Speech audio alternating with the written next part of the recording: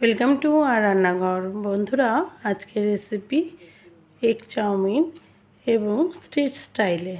কড়াই দেখেই বুঝতে পারছেন যে স্ট্রিটে যেভাবে চাউমিন রেডি করা হয় ঠিক সেইভাবেই আজকে চেষ্টা করলাম। তো প্রথমে আমি চাউমিনটাকে সেদ্ধ করে নেব। তার জন্য বেশ অনেকখানি জল দিলাম। জলের মধ্যে লবণ আর জাস্ট 2 চামচ মতো ভিনিগার আর একটু সাদা তেল দেওয়ার পর যখন জলটা একটু ফুটেছে, জাস্ট গরম হয়েছে, আমি চাউমিনগুলো দিয়ে দিয়েছি। চাউমিনগুলো আমি ভেঙে দেব না, গোটা গোটাই দিয়ে দেব।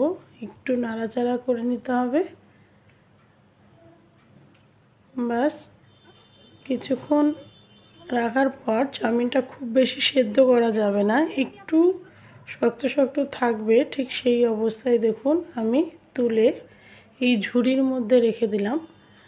জলটা একটু শুকিয়ে যাবে। তোলার পর আমি একটু সাদা তেল দিয়ে দেব এবং জাস্ট একটু মাখিয়ে নেব সাদা তেল দিয়ে। খুব গরম, আমি এটা দেখানোর জন্যই করছি, কিন্তু পরবর্তীকালে আমি কিন্তু ভালো করেই সাদা তেলটা মাখিয়েছিলাম যেহেতু গরম।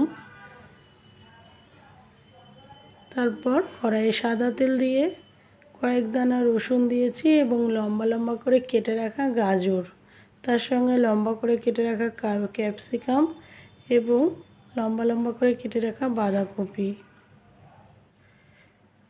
আর বেশ খানিকটা পেঁয়াজ, এটাও লম্বা লম্বা করে কেটে রেখেছি। মানে একই রকমভাবে সবগুলোকেই কেটেছি। এবার হালকা করে একটু নাড়াচাড়া করব।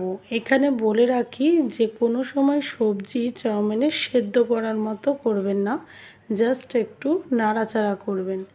দিলাম হাফ চামচ মতো গোলমরিচ গুঁড়ো আর একটু দিয়ে দিয়েছি ম্যাগি মশলা।